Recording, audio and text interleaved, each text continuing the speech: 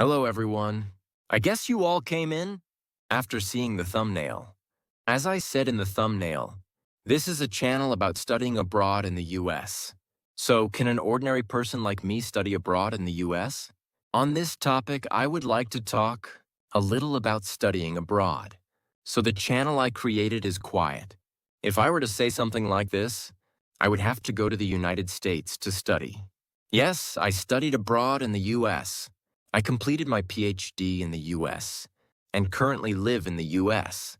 So the reason I started this YouTube channel is because when I was dreaming of studying abroad in the US, there weren't many people around me who I could talk to about this. So now that I'm in this position, I want to share my experience and know-how with my juniors. So I started this YouTube channel. So the main topic that I will be talking about on this YouTube channel is how to study abroad in the US. How can an ordinary person maximize their competitiveness and study abroad in a good school in the US? Let's talk about that topic. The main subscribers I expect to see on this channel are people who are preparing to study abroad in the US. Of course, but I want to give some courage to those who think they are ordinary. Actually, because I'm not that smart. I think I'm very ordinary, but I, who am like that, completed my PhD in the US and am now working at a large company in the US. So when I look back on the path I have walked, I just think that I was lucky because an ordinary person like me went to a good school in the US and worked for a large company in the US. The fact that it turned out like this made me think that I was just lucky when I was walking this path. But when I look back on my life, I realize that it wasn't just luck. There was a reason. Almost everything in this world happens for a reason.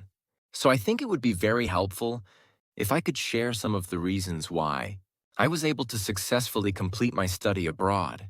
For those preparing to study abroad, especially those who consider themselves ordinary. Actually, when I thought about it, I realized that I was really smart. I am really good at studying. Or people who think, oh, my family really has a lot of money, actually don't need to watch my channel.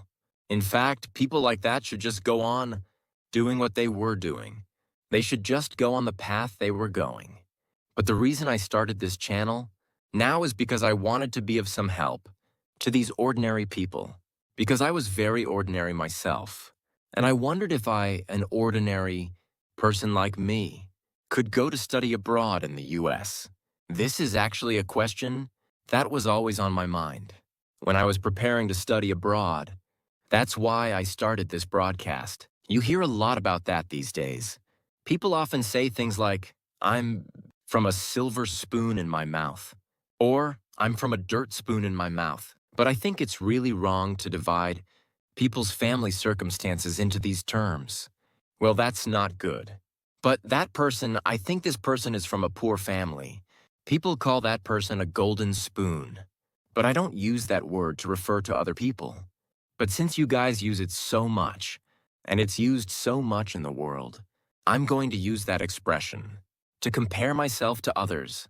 When I look at myself, I don't think that was me. But I was definitely not born with a silver spoon in my mouth. When I saw it, I was a very ordinary person. This is what we mean by dirt spoon here. When I was young, I knew an older brother who lost his mother to alcoholism and became an alcoholic. He said he couldn't make money and just drank all day.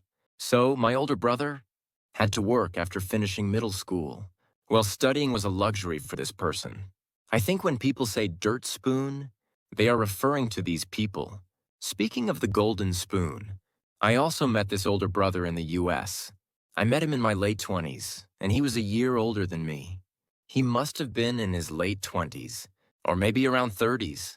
But at that age, he drove a top-of-the-line Mercedes-Benz, and he lived in a downtown apartment complex, in a big city in the United States, not rented, but purchased, like the kind of apartments that American celebrities live in.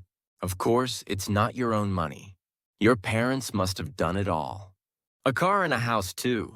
This older brother and I went to the same church, and were in the same church's small Bible study group. I decided to study the Bible at home with this brother. One day, I was invited to someone's house and went over to visit, and there was a wine cellar inside the house. But when you bring out wine, it's not just cheap wine, there's this kind of thing. It's like a 20-year-old French premium brand wine. A bottle costs about $500. That's what they give you. Are those people born with a silver spoon in their mouth? Yes, with a silver spoon? I am neither a dirt spoon nor a gold spoon. I am a very ordinary commoner, very ordinary person, but I ended up going to study abroad in the United States. So I'd like to share some of that know-how with you. Looking back, I hope that it will give you some hope and help. There are 3 main reasons why I was able to go to America. Go to the first narrow path. Open it. Become a pervert. Close it. Don't misunderstand here. I used a strong word, pervert. I'm absolutely not saying that. You should have perverted sexual desires. Of course not. The word pervert, when used here, means to take the narrow path, which means to go one's own unique path. That's it. The second thing I want to say is that you have to become human. I'm not trying to talk about moral or religious issues, but rather about human relationships when studying abroad in the United States. And the third is that you have to be able to do things you don't want to do. This is it. Anyway, I will share my know-how from these 3 perspectives. So in today's first episode, let's just talk about the first of the first 3 reasons. I was going to say, go the narrow way, become a pervert. So to cut to the chase, I earned my PhD in engineering from a top 10 university in the United States. But as I said, my specs, so to speak, are very ordinary. So let me first tell you how I got there. He told me to take the first narrow path. Before I tell you my story, let me tell you about my friend L. Among my close friends, there is a friend named L. He has a very unique major. What I major in is, I study toxic substances and substances harmful to the human body. So what does this guy always wear? When he studies, we wear something like a spacesuit to protect our bodies and do research. Clothes that protect the body. So it's a unique field that studies the effects of hazardous substances, such as harmful substances to the human body, or radioactive substances, on the products we use and how well they work. According to this friend, there are less than 100 people on this planet who majored in this field. So if you go to a related academic conference or a related industry meeting, this friend says that everyone knows each other. It's a relationship where everyone knows each other. So this guy had a very unique major. So this guy majored in that in Korea. So it's not a study abroad wave. But this guy declared that he's going to the US. As soon as I did that, I was accepted to one of the best companies in the US within 1, 2, or 3 months. And I didn't just go there to get a job. That company literally scouted talented people on the condition that they would cover all moving expenses and other things like that. When I first heard about this, I was really upset because I studied abroad in the US, but I couldn't get a job at a good company. Well, the company I work for now is also a large corporation, and in my major, it is one of the top 10 American corporations in the world, but it is not the best in the world in its industry. But that guy got into one of the best companies in the world. So I was really jealous. But there's a reason for everything. That friend's major was so unique, and he did something that other people didn't do. It's the same. From the perspective of graduate school and professors, selecting master's and doctoral students is not simply a matter of selecting students who are good at studying. It is difficult to view master's and doctoral programs, especially engineering, master's and doctoral programs, as purely student programs. In a way, he's a researcher. Can we say that graduate school itself is like an undergraduate school? You guys take midterms, take finals, submit reports, and graduate. You can fill up your credits, but that's not what a master's or doctoral program is like. There aren't that many classes. Most of it is research, more than you might think. In research, you have to write papers and produce research results. So, in a word, you are a researcher. But he's a researcher with a relatively small salary. To be exact, yes. So, from a professor's perspective, what do? You select talented people who can do research. So, rather than selecting students who are good at studying, graduate schools select people who are good at research, just like a company. This is how companies select people who are good at their jobs. Of course, if you graduated from a prestigious university, have really good grades, and have good specs, it would be advantageous to go to graduate school. However, the point I am making now is that in order for an ordinary person to get into a prestigious university, he or she must have something different from others. In the case of my friend Elgin, who I mentioned earlier, he got a job very well because he worked in a unique field. Well then, let me tell you my story. My major is mechanical engineering. I majored in mechanical engineering as an undergraduate, but most of the people around me who majored in mechanical engineering go to automobile companies. That's true for a lot of people, because mechanical engineering itself is something that we can see with our eyes, right? We design things like cars, engines, ships, and so on, safely. But I'm actually a very minor person in that field. Minor because I studied a lot of computer programming. So most people who majored in mechanical engineering don't do much computer programming. Of course, most engineering departments teach basic programming in their first-year courses, but they don't teach in-depth computer science courses like computer engineering departments. But in my case, when I graduated from my undergraduate School of Mechanical Engineering, I majored in mechanical engineering as a minimum for my undergraduate graduation credits. If you do the minimum, you can take liberal arts or something like that with the remaining credits. But instead of liberal arts, I took a lot of computer science classes. Why is that? It's a complete contradiction, because it's not easy for friends who majored in mechanical engineering to be good at computers, especially computer programming languages, because mechanical engineering is the pinnacle of any physical discipline that can be seen with the eyes of hardware. But IT, especially software, is a completely different discipline that deals with things that are invisible to the eye. So it's really different. Another thing is that in a department that emphasizes dealing with things that can be seen with the eyes, I dealt with things that cannot be seen with the eyes. So it was a very unique path. If you look at it, it's a bit of a narrow road, a perverted road, you know? That's my secret to success, my important secret. Who said something similar?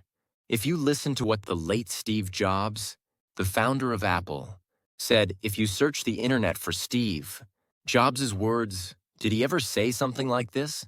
It is very important to have 2 points that are difficult to connect. That's what I said. So if you look at Steve Jobs' life, the first university he went to, as far as I know, was somewhat of an art major. There's a font called calligraph. I went to a college, or something where I majored in fonts, but he dropped out halfway through, and later started a computer company. But the computer engineering that makes computers and the art of calligraphy are actually very different things. These are 2 points that cannot be connected to each other. That's what followed. So Apple succeeded by making a really pretty computer called the Apple computer. Same thing. You have to connect these 2 dots that are not connected. So I connected the 2 points that I couldn't connect. From the pinnacle of mechanical engineering, which values what's visible, to the pinnacle of software, which values what's invisible, that is, hardware and software. Actually, I'm not someone who is perfectly good at both hardware and software. So, in fact, when it comes to mechanical engineering, I was not as good at my major as my other mechanical engineering friends. And in terms of computer engineering, I was really inferior to someone who majored only in computer science. But my strong point was that I was good at computers and mechanical engineering. So this has been a strength in my life. There aren't many people like this with these specs. There really isn't any. This is a really rare and unique background.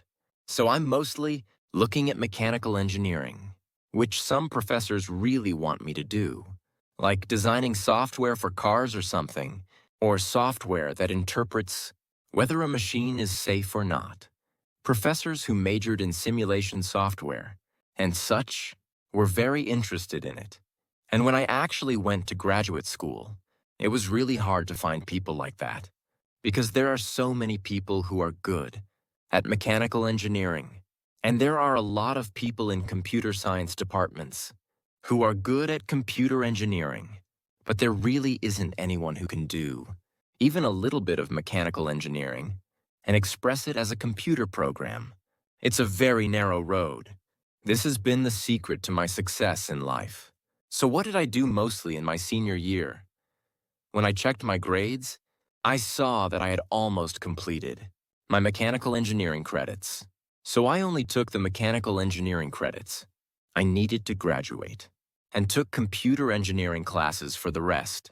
Of course, it is difficult for a fourth-year mechanical engineering student to keep up with the fourth-year computer engineering classes while taking the fourth-year computer engineering classes. So I took these classes step by step, starting from the lower grades of computer engineering, when I was in my fourth year of mechanical engineering. So after graduating, I became a person with these specs. I'm just a person with an average understanding of mechanical engineering and a major, maybe 80% of it. But at the same time, he is a college graduate who majored in computer engineering. That's one of his abilities. 40% of people have programming skills that can keep up. This is the background. So I became someone who had the ability to develop software that was needed in mechanical engineering. So people who majored in computer engineering cannot create programs used in mechanical engineering because they are really good at programming, but their understanding of mechanical engineering is very poor. And most of my friends in the mechanical engineering department can't program. So a background like mine was very popular. So there were a lot of professors who wanted to take me. You know, in graduate school in the US, it is very important to walk this narrow path, your own path. Today, I had my first conversation. Second, I'm the second, and third. I'll continue to explain the know-how that allowed me to go to graduate school in the next episode, so please keep watching. If you are still interested in studying abroad, please subscribe to my channel. I would appreciate it if you could click the subscribe button. Yes, I would appreciate it. If you could also click the like button. So let's end this part here for today. This part will be uploaded soon, so please keep waiting. Please wait, and then I will talk about today whether an ordinary person like me can study abroad in the United States. Then we'll continue talking about this in the second part. So let's meet again later. Well then, goodbye.